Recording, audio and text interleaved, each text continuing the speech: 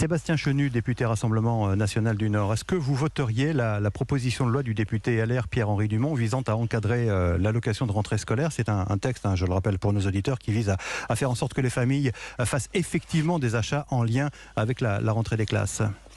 Non, mais moi je veux pas qu'on laisse penser que cette prime de rentrée scolaire qui touche 3 millions de foyers, qui sont parmi les plus modestes, serait systématiquement détournée, dévoyée, et que les parents modestes ne l'utiliseraient pas à bon escient. Il y a forcément des abus, il y a forcément des gens qui l'utilisent autrement, mais je pense que c'est un principe, en tous les cas une aide qui est nécessaire. Moi je suis élu du Nord, dans une circonscription particulièrement pauvre, et quand il s'agit d'aider des familles pour tout simplement équiper leur enfant pour aller à l'école, je pense qu'on est dans notre rôle. Donc il ne faut pas qu'il y ait cette espèce de suspicion permanente, et il y a un côté comme ça chez les LR de traquer le pauvre, de traquer celui qui n'a pas beaucoup de moyens en disant il détourne cette allocation. Qu'on contrôle mieux, pourquoi pas? Je veux dire, on peut établir des contrôles, on peut regarder ça, mais cette proposition de loi telle qu'elle est présentée, c'est une suspicion en réalité que les familles pauvres seraient incapables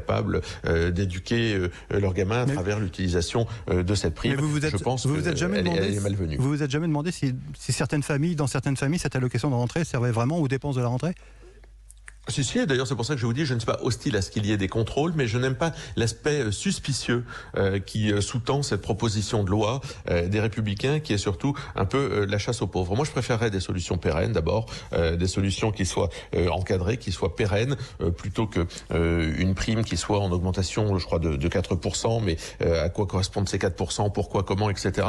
Je préférais que ces primes d'ailleurs soient versées aux familles françaises. Là aussi, je pense que si on veut faire de vraies économies, comme les allocations, comme beaucoup d'allocations sociales, elles devraient être réservées aux nationaux. Ça coûte très cher, donc ça devrait être versé aux nationaux. Je ne suis pas hostile à des politiques de contrôle, mais d'ailleurs, plus globalement, je ne suis pas hostile à des politiques de contrôle lorsqu'il y a de la fraude, qu'elle soit sociale ou qu'elle soit fiscale, mais je suis hostile à ce côté suspicieux qu'ont les Républicains dès qu'il s'agit de Français modestes.